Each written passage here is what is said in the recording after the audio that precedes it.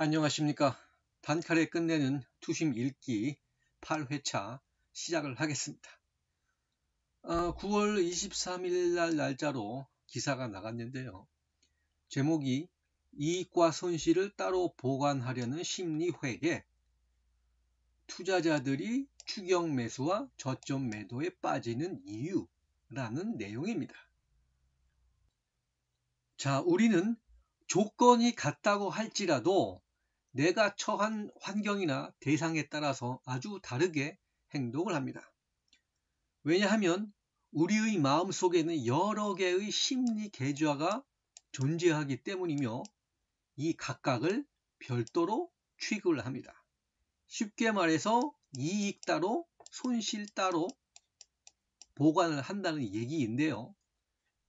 행동경제학자들은 눈에 보이는 구체적인 상품과 그렇지 않은 소프트웨어의 실험을 통해서 이를 입증을 했습니다. 자, 예를 들어 볼게요. 앞으로 반년 후에 새집에 들여놓을 세탁기를 사려고 돈을 모았습니다. 비용은 120만 원입니다. 이때 지불하는 조건은 두 가지가 있습니다. 첫 번째는 세탁기가 배달되기 전 6개월간 매달 20만 원씩 할부로 내는 방법이 있고, 두 번째는 세탁기가 배달된 후에 6개월 동안 매달 20만 원씩 내기입니다. 이 두 가지 선택에서 피실험자들의 약 84%가 두 번째 안을 택했습니다. 이것은 지금까지의 경제학에서 얘기하는 가정에 부합을 합니다. 무슨 얘기냐? 세탁기는 시간이 갈수록 가치가 조금씩 떨어지죠. 경영학에서는 이것을 감가상각이라고 하고, 경제학에서는 인플레 때문에 구매력이 감소한다고 얘기를 합니다. 다시 말해서 화폐 가치가 인플레 때문에 조금씩 떨어지므로 이 두 번째 선택이 약간이나마 싸게 먹힌다는 뜻입니다. 자, 그런데 과연 우리가 세탁기나 자동차나 이런 내구재를 사면서 과연 인플레를 고려를 합니까? 이것은 이러한 논리는 정말로 얼토당토하는 얘기입니다. 가정을 세우면서 현실을 반영하지 못하고 있어요. 사람은 게으른 존재입니다. 귀찮은 걸 정말 싫어해요. 자본주의의 가장 최첨단에 있는 경제적인 인물도 마찬가지입니다. 시장 참여자 모두가 이런 경제적 관념을 가지고 있다고 가정하는 것 자체가 우스운 일이에요. 자, 그러면 이번에는 눈에 보이는 하드웨어가 아닌 소프트웨어로 질문을 바꿔서 봅시다. 자, 무더운 8월의 그 더위를 피해서 바닷가로 휴가를 가려고 합니다. 역시 비용은 120만 원이며 화면에서처럼 두 가지 중 하나를 선택을 할 수가 있습니다. 휴가 가기 6개월 전 매달 20만 원씩 지불하기, 그리고 휴가에서 돌아온 후 6개월 동안 매달 20만 원씩 내기. 자, 이 질문에서는 응답자의 60%가 첫 번째 선불 휴가를 택했습니다. 왜 그럴까요? 내야 하는 돈에 대한 부담이 사라졌기 때문에 바캉스가 더 즐거워지기 때문입니다. 이에 비해서 두 번째의 후불 휴가는 찜찜함이 남아요. 이 즐거움의 대가로 나중에 돈을 지불해야 합니다. 그래서 휴가의 상대적인 즐거움이 감소가 됩니다. 한마디로 말해서 사람들은 빚지는 것을 굉장히 싫어합니다. 만약 채무를 짊어져야만 한다면 그 대상은 오랫동안 편익을 누릴 수 있는 대상에 한정합니다. 예컨대 자동차나 세탁기 같은 내구재를 말해요. 이 수명이 다하는 날까지 효용을 누릴 수 있기 때문입니다. 그러나 바캉스의 행복한 감정은 금방 사라지고 말아요. 추억은 남지만 남겨진 부채는 남김없이 갚아야 하므로 내 돈이 그냥 빠져나가는 것처럼 느껴져요. 화장실 갈 때와 나올 때가 다릅니다.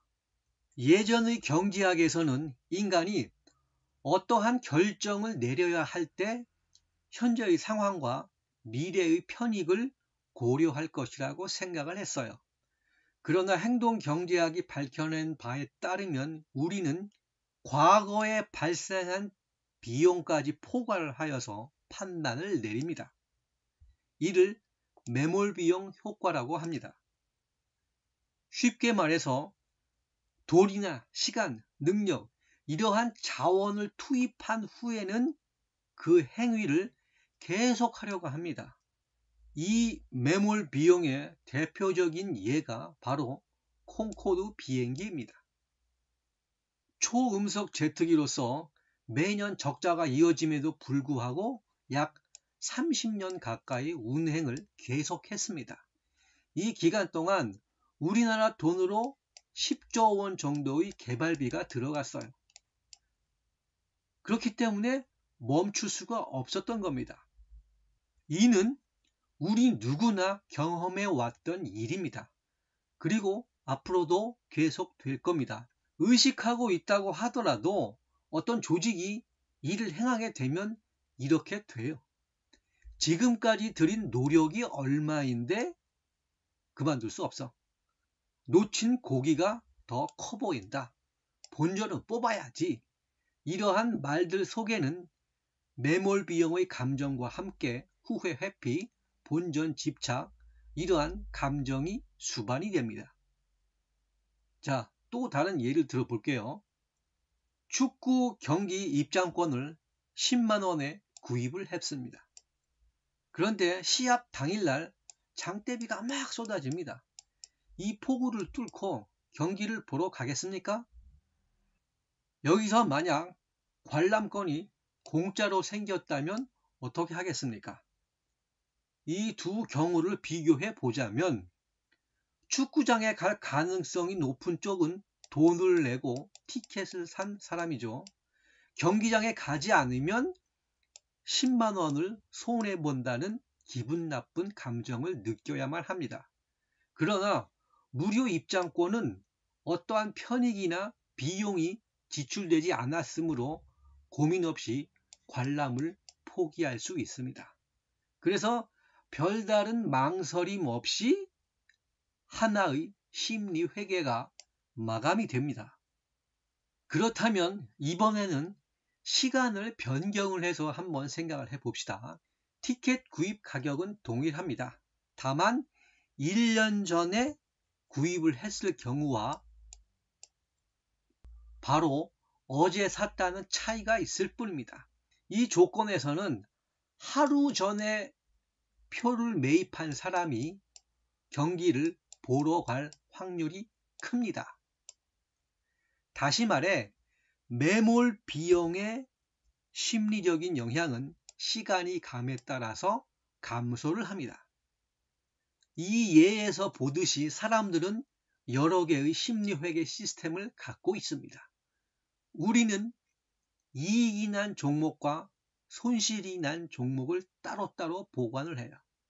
마음속에 칸막이를 치고 각각을 다르게 취급을 합니다. 전체를 합산해서 궁극적으로 총 자산의 증대를 추구해야 합니다. 그런데 손실이 난 종목에 감정적으로 집착을 합니다. 이러한 심리는 투자에 그대로 반영이 됩니다. 손해를 보고 있는 주식을 빨리 파는 것보다는 나중에 매각하는 것이 덜 고통스럽습니다. 투자에 있어서 이러한 정신적인 회개는 가망 없는 종목의 매각을 아주 더디게 만듭니다. 시간이 경과하면서 주식 매수 대금은 매몰 비용이 됩니다. 늦게 처분할수록 감정적인 고통도 줄어듭니다. 그래서 참다가 바닥에서 파는 우를 범합니다. 뒤집어 생각하면 매수를 미루다가 비싸 보여서 망설이다가 최고점에서 추격 매수하는 어리석은 일을 저지릅니다. 이는 주식뿐만 아니라 부동산과 같은 여러 투자 시장에서 초보자들이 숱하게 겪는 함정입니다.